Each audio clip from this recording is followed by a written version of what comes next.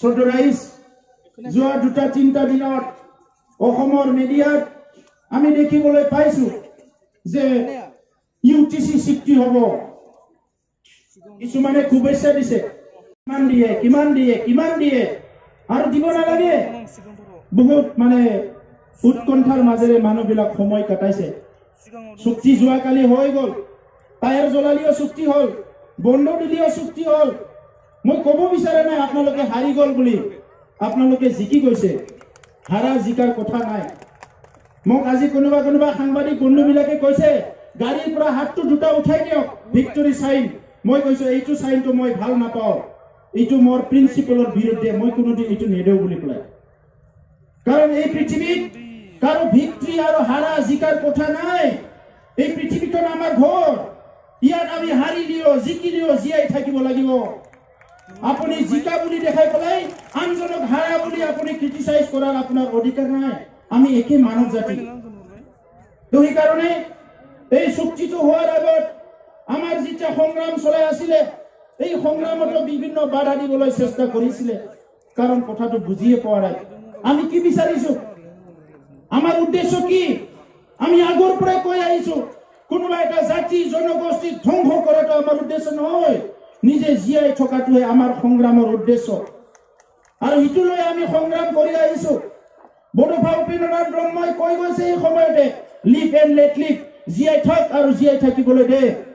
ইয়াৰ মতলব ইয়াৰ অৰ্থটো ইটো নহয় অইন জনগোষ্ঠীক আমি ঘৃণা কৰিম অইন জনগোষ্ঠীক আমি হিংসা কৰিম হয় সংগ্ৰামটো আমি কৰিছো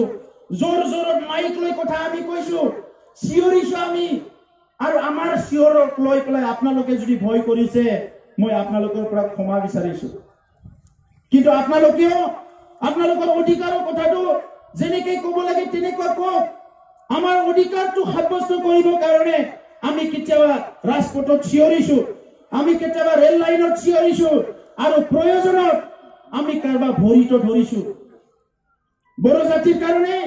আমি যি কিনক কৰিবলৈ ৰেডি কিন্তু যি কিনক বুলি ক'লে কাটি মাৰি হলিও কিবা এটা কৰিম এনেকুৱা নহয় ৰাইজ আৰু এই যে চুক্তিখন হ'ল চুক্তিখন কোনো ভাবা নাছিল যে তেনেকুৱা এটা চুক্তি হ'ব এনডিবি 4টা বিভক্ত হৈ আছে নিখিল বড়ো ছাত্ৰ সন্থা এনডিবি লগত মিল নাই কাৰণ আমি গণতান্ত্ৰিক সংগঠন আৰু এনডিবি সশস্ত্ৰ সংগঠন ইয়াৰ মাজত কোনো মিল নাই এই চুক্তিটো তথাপিতো হ'ল আমাৰ মূল উদ্দেশ্য কি মানৱ জাতি জন্মৰ পৰা কোনো মানুহ হিংসক নহয় আৰু মানৱ জাতি কোনোদিনে হিংসাৰ মাজত থাকি ভাল নাপায় এই কথাটো আমি উপলব্ধি কৰিছো এটা অঞ্চলত এটা দেশত এটা ৰাজ্যত যদি নিৰবিচ্ছিন্নভাৱে দীৰ্ঘদিনৰ পৰা অশান্তি বিৰাজ কৰে সেই অঞ্চল কেতিয়াও আগবাঢ়ি যাব নোৱাৰে আজি আমাৰ অঞ্চলত চাওক চিৰাং জিলা মেট্ৰিকৰ ৰিজাল্টত হয় লাষ্ট হয় নহলে লাষ্ট সেকেন্ড থাৰ্ড কিবা থাকে এনেকা হৈ আহিছে আমাৰ শিক্ষাত পিছ পৰি গৈছো অৰ্থনীতিত আমি পিছ পৰি গৈছো হাজাৰ ডেকা গাভৰু আজি গুজৰাট হাৰিয়ানাত যাই আছে কোনে এই খবৰটো লৈছে সেইসকলে খবৰটো লৈছিলে যিসকলে এইবিলাক বিৰোধিতা কৰি আহিছে আজি এই গোটেই পৰিৱেশ অস্ত্ৰৰ জনজননী ইয়াৰ মাজতে আৰু এটা ডাঙৰ আমাৰ কপালত এটা ষ্টাম্প লগাই দিয়া হ'ল যোনে যি নকয় কিয় বুঢ়া উগ্ৰপন্থী এটা জাতি উগ্ৰপন্থী আৰু আমি সেইদিনা বহুত দুখ পাওঁ সেইদিনা বহুত কষ্ট পাওঁ যিদিনা পেপাৰত লিখা হয় বড়ো উগ্ৰপন্থীয়ে অমুকক মাৰিলে বড়ো উগ্ৰপন্থীয়ে অমুকক কৰিলে আমি বহুত দুখ পাওঁ আৰু এইকাৰণে আমি আপ্ৰাণ চেষ্টা কৰিছো যে এই যে আমাৰ মূৰত যে টেগ লগাই দিছে এই টেগটো গুচাব লাগিব যিকোনো বিনিময়ত সেইকাৰণে আমি আমাৰ মাজত আলাপ আলোচনা কৰি আমি আজি এই লেভেল এই ষ্টেটাছলৈকে এই অৱস্থালৈকে আহিছো কাৰণ আমাৰ টেগটো গুচাব লাগিব বড়ো জাতি উগ্ৰপন্থী হ'ব নোৱাৰে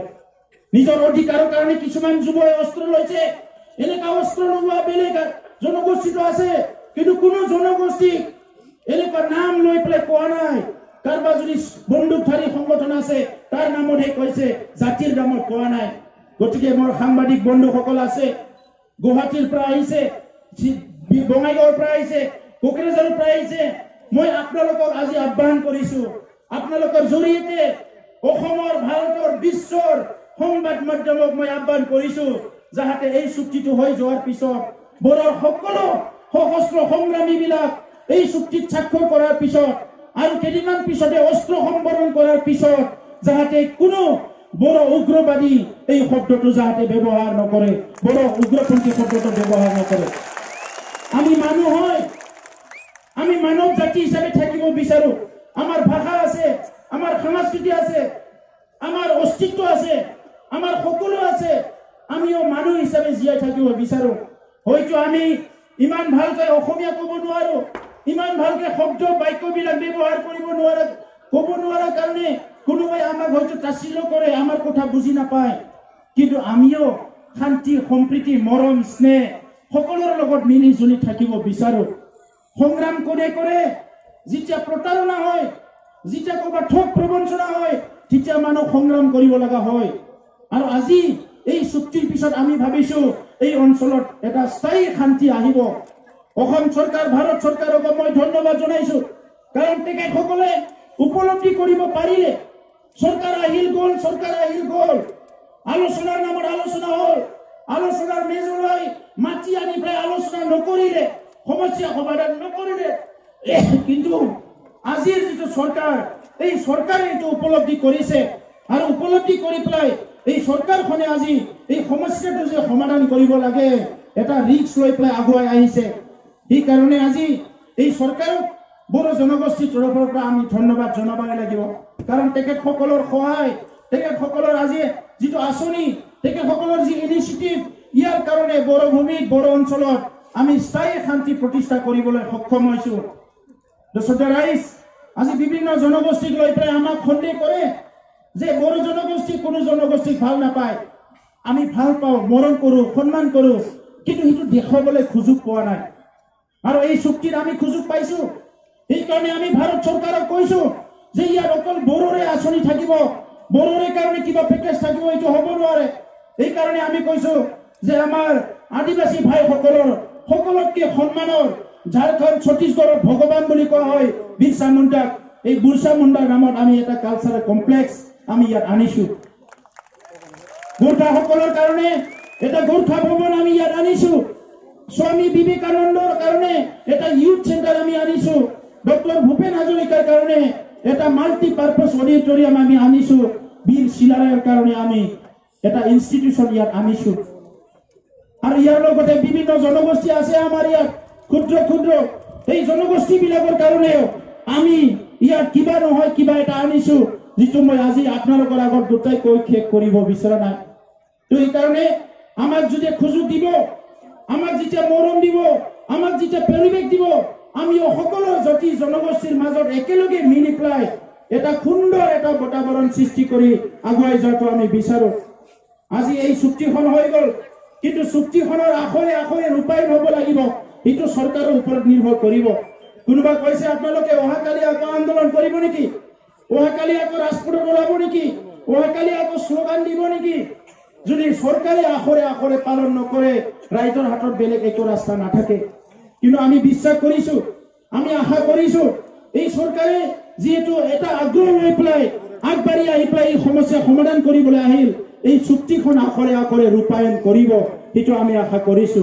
তো ৰাইজ দীৰ্ঘদিন ধৰি আমাৰ সংগ্ৰামত যোগদান কৰি আমাক সহায় সহযোগিতা কৰিলে, আমাৰ সাংবাদিক বন্ধুসকল আমাক ইমান সহায় কৰিলে, আমাৰ বুদ্ধিজীৱীসকল বিভিন্ন জাতি জনগোষ্ঠীক ইমান সহায় কৰিলে, মই আপোনালোকক সকলো সংগ্ৰামীৰ হৈ লগতে নিখিল বড়ো ছাত্ৰ সন্থাৰ হৈ ধন্যবাদ জনাইছো। আমি এটা নতুন দিগন্ত আৰম্ভ কৰিব লাগিব, নতুন দিগন্ত এটা আৰম্ভ কৰিব লাগিব। তো এইকাৰণে এই দিগন্তটো কেনেকৈ আৰম্ভ হ'ব, নতুন এটা মিছন ভিজন লৈ পেলাই আমি কেনেকৈ আগবাঢ়ি যাব পাৰিম, এই কথাবিলাক আমি উপলব্ধি কৰিব লাগিব, আমি বিবেচনা কৰিব লাগিব, এই কথাবিলাক আমি সকলো চিন্তা কৰিব লাগিব। সেইকাৰণে ৰাইজ মই আপোনালোকক আহ্বান কৰিছো, আৰু বেছি আমি ভেদাভেদ, কমনিয়েল যিটো চিন্তা, এটা জাতি আনটো জাতিক ঘৃণা কৰা, এটা জাতিৰ ইণ্টাৰেষ্টটো আনটো জাতিয়ে বাধা দিয়া, এই কথাবিলাক পৰিহাৰ কৰক। আমি সকলো মিলি আগবাঢ়ি যাম, এটাৰ পিছত এটা সমস্যা সমাধান হ'ব। কিছুমান সমস্যা আজি সমাধান নহ'ব, অহাকালি সমাধান হ'ব। সেইকাৰণে মই যোৱাকালি কৈছো যে আজি NDPৰ 4টা সংগঠনে, 4টা ফেকশ্যনে যদি ইয়াতে আত্মসমৰ্পণ কৰি অস্ত্ৰ সম্বৰণ কৰি কালি যদি ঘৰলৈ ঘূৰি আহে স্থায়ী শান্তি আহে ইয়াত কাৰ কি ক্ষতি হ'ব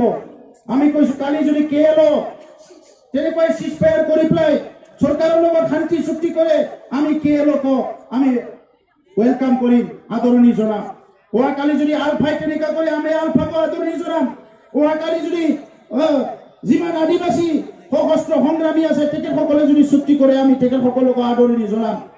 দৈ কাৰণে ৰাইজ মই আজি বেছি দীঘলীয়া ক'ব বিচৰা নাই নতুন এটা দিগন্ত আৰম্ভ হ'ল এই আৰম্ভত সবে যাতে সমিল মিলে আগবাঢ়ি যাব পাৰো আমি সবে কান্ধত কান্ধ মিলাই হাতত হাত মিলাই এটা নতুন এটা